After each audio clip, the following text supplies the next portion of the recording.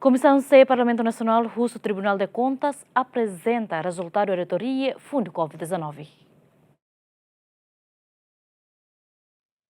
E a audiência pública na Komisaun C Parlamentu Nasional halau o Tribunal Recurso Quartane quando a contas do Estado tinanri hunrua Ronulu Rezultadu, membro Komisaun C, o Tribunal das Contas, atu apresenta resultado auditório ba fundu Covid-19. Tu irmã é o Hussumos, quando a fundo Covid, o presidente do Parlamento Hussona, Sebele, e também apresentamos resultado da auditoria fundo Covid, especificamente para fundo Covid. Nebe o lugar do Parlamento Nacional Hussona. Fundo Covid, o também até telefone de beneficiários inelegíveis. Senhor Presidente, Sebele explica toque.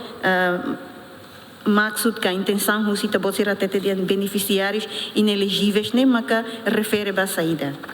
Hatamba preocupação presidente do Tribunal Recurso hateten, nia parte la bele for resposta, tamba auditório selau hela. Fundo Covid.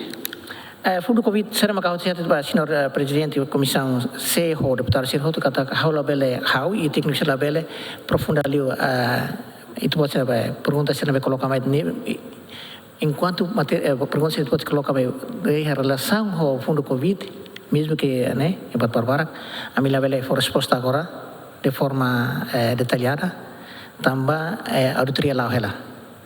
Também quando vai ir a for resposta ou tem que ser for resposta agora, a minha hati tu tira. Mas se depois a auditoria mais hati tu pode ser nela bela. Deve hal contradição. Deve mais seguro e depois ser rein. A minha bela for resposta deve que completo através de auditoria para fundo Covid-19 de Rasik. Antes venir acima posse e a Palácio Presidencial, primeiro-ministro Kairala Sanana Guzmão Mos promete atuar o auditório barro Haxolok, programa Cesta Básica, fundo Covid-19, no projeto Siranebe, Lalau e Haraioa. Marito da Costa, GMN.